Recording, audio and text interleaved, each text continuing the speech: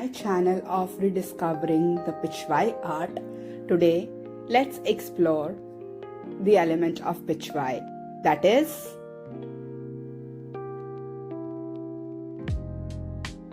so here we are to learn a typical pichwai tree which has longer leaves and look awesomely beautiful.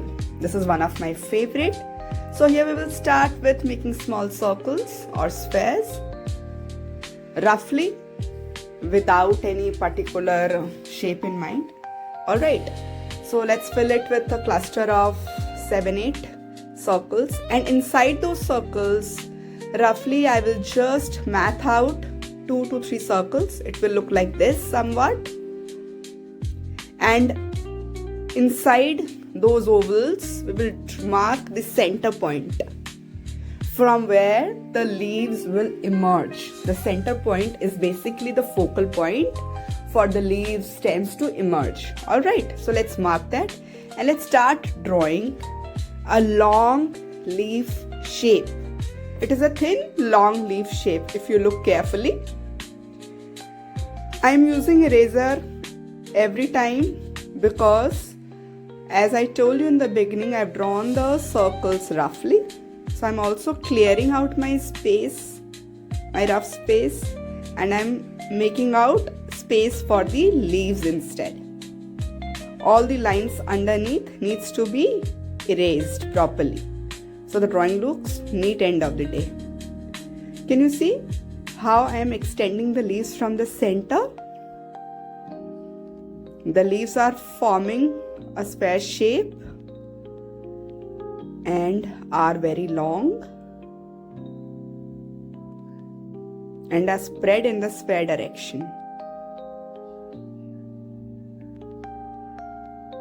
Everywhere the lines are coinciding, I am erasing that and instead I am drawing the leaves. This is how it is to be repeated in all of the circles. Make sure you use a sharpened pencil, you keep a neat, tidy eraser in front of you, and your hand pressure are smooth and soft throughout.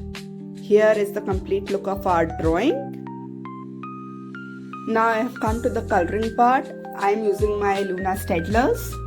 These are my favorite color pencils. I am using a lime green color for the leaves. I am filling out all the leaves flatly in one color to give it the base shade. See, make sure your pressure is firm and soft, not too hard to leave any marks or texture of color pencils. Keep it smooth and fill the leaves entirely without leaving any spaces, especially around the borders, so that they look neat. You can use any lighter shade of green that you choose. Everywhere if I find there is a lot of negative space or blank space, I fill it with 2-3 leaves rather than leaving it blank again. Similarly, I will proceed in all the leaves that I have drawn. I will fill out. Here my speed is obviously because of the video has been increased drastically, like twice or 2.5 maybe. Now I'll just show you a small part how I'm painting or doing the further details. Taking a thin liner brush in a dark green color. For the dark green, I've used a sap green. It's my favorite shade. You can choose any dark green color you please and see for yourself how that color stands out. Now I'm going to make the border using fine liner Teclon brush, as I always recommend. I'm filling in all the negative spaces or background spaces, and I'm making the outlines neat, not coinciding the petals or the leaves. I'm just carefully marking all the outlines and filling in the negative spaces. Keep your speed slow And keep colors diluted very well, not too saturated, not too transparent. See, as we are marking all the outlines, you can see how beautifully these leaves are coming out. If you keep your color too runny, the shade will come out very light and it will not stand out. So try to keep it well saturated and well diluted.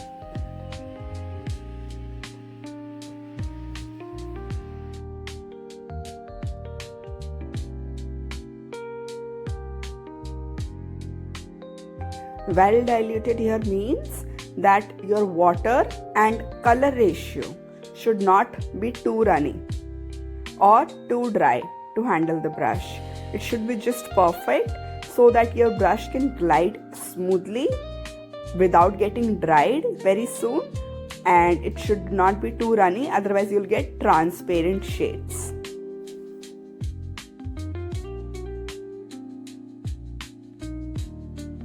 Most of my students, especially beginners, tend to make this mistake. They always make these outlines in a hurry. You need not do them in hurry at all, rather enjoy the gliding of the brush. It is good for your mindfulness and for your focus. Try to see it as a process rather than just seeing what will be the end result. I always recommend my students to invest on good fine liner brush that can be bought from local stores as well. You can have one or two thin liner brush and experiment with those brushes, what suits you better. Here, as I am progressing more, you can see the leaves coming out nicely and cleanly. Can you see my speed? That is also not fast at all. Try to maintain that consistency throughout. Now I'm quickly going to cover the entire space just the way I just taught you, and let's see how it comes out. I'm using the combination of both my color pencils and my gouache paints.